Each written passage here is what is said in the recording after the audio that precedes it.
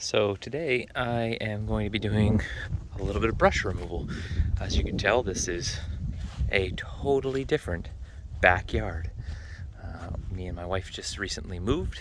We just got a farm a little ways south of where we lived before, but we now have 4 acres to maintain. And I've been cutting a lot of brush, some of these low-lying brush areas, and there's a ton on the front side lot. This is all fenced-in agricultural use property right now, and the dogs obviously love it. They hate that I'm out here without them. Heavy equipment means no doggies. It's not that heavy. But what we're going to go over today is some of the tools that I've been using on repeat. I use obviously this DeWalt hedger. That's been really good for low brush and kind of branches that are low and skinny that I can grab with it. They can get up to about, I think, 3/4 of an inch with this thing. It does a good job, and it's got a really good pull on it. Additionally, you can use that hedger. It has a rotating neck, or this pole saw attachment that goes with it, which is great for reaching long branches, but it's also really long. So if you want to cut something close to you, you kind of have to switch over to a chainsaw, which is pretty much overkill in a lot of the littler applications. And then I have this, which I just did a review of, which is fantastic. But as you can tell, this blade gets mangled. I have been cutting everything with this, and it does a good job. It does seem to suffer closer to the 1 inch in diameter line. However, a company just reached out to me and offered me to demo their product. I'm not even going to attempt to try and pronounce the name of it. Taijuli. I don't know if I'm saying that right, but it's a mini chainsaw. This looks probably like the most dangerous tool I own in my collection now. It comes with 2 lithium-ion batteries that are 16.8 volts and a charger, and it looks like a servicing screwdriver tool that kind of comes with it for taking it apart for, I think, the chain removal and things of that nature. But obviously read the instruction manual, try and use it safely. This is your tensioner here. This is to adjust the tension of your blade. Usually, as a general rule, I've learned is that you should be able to pull the blade out and slide a dime in between the blade and the bar in any chainsaw. Any more slack than that, you could have the blade jump, and that applies to chainsaws and these types of little saws or pole saws. The tighter it is, the less or the more friction it's going to encounter, so that's not that great. The one thing I did notice about this is it does not seem to be a greasable asset, so you just gotta hope that that track doesn't get too gummed up. Otherwise, there's no bar and chain oil to go into it. So you just pop in one of these slick little batteries, you push the safety button and pull the trigger, and there it goes. So I'm going to show you some of the amazing things that this can do. And if any of you know what this thing is, please do tell me, because it is the craziest piece of heavy equipment I've ever seen. It looks like it's for boring a hole or drilling of some kind. It has very directional teeth on it, and it is a hollow bowl made out of what looks like cast iron.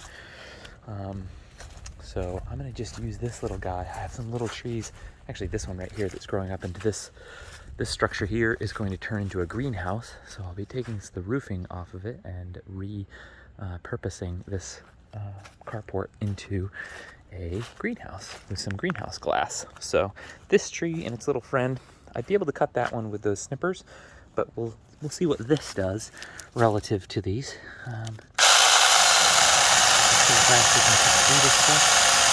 Seems to do a pretty darn good job. And just like that, it snips right through it. That was super easy. It was actually really snappy. That's almost as good as my chainsaw, and the chainsaw is a much bigger bar than this. So that is awesome. This is a really dangerous tool, obviously based on the fact that there's no two-handed function of it. Most chainsaws, I believe all chainsaws, have a safety so that you don't have kickback. When you have a chainsaw, you can experience binding where the blade will bind and it will want to snap back. Obviously, this has a kind of a safety bar up at the top here, but there's still an exposed section of the blade, which if that comes back and hits you in the face, you're going to be really, really sad about that. So being mindful of the fact that this is extremely dangerous, and using it with obviously safety goggles and any other safety equipment like chaps might be worthwhile. I also have steel toe boots on, shoes actually. There's my indestructible shoes, which I'll do a review of those again shortly. Those have been fantastic. But let's just cut some more trees and see how quick this little sucker can go. And see, I'm in a bind right now because the tree wants to lay down, and the saw can't push all the way through, so I'm gonna have to like wiggle it a little bit. But it still makes it through, nothing too hard. And if you're familiar with tree felling, you might have some good techniques into notching and making sure that the tree can fall in a particular way that works to your advantage, as well as not binding. So you're going to basically make yourself a knot, and there's obviously a lot of technique that goes into this beyond what I'm showing you, but the idea is that the bind won't happen because you basically notched the tree already, and then bam, and drop the tree, and it's a happy little tree. So yeah, that's a Bob Ross happy little tree, and the worst version of that. The folks from Fern Gully would be very sad with me. Sorry, Krista, I'm sorry. But yeah, this thing works really well. It does seem to get, you know, a substantial amount of buildup inside here, which you'd expect from a chainsaw anyway. But at the end of the day, for its ability to be a, you know, pocket-sized or, you know, strapped to your hip type tool, it would be nice if they had a little belt holster function for it, or like a clip on this part. I'm sure you could easily affix one to it. But at the end of the day, I think it's a really handy tool. It's pretty small, it's pretty lightweight. I'd say the bar is probably, you know, 7 inches of exposed teeth, and it's able to cut through pretty large diameter trees. That's probably closer to 3.5 or 4 inches in diameter. And I'm cutting in a very, obviously, brush-ridden area. So these trees are naturally going to be gumming up my saw a little bit more than if I were going to a branch that wasn't surrounded by pine straw.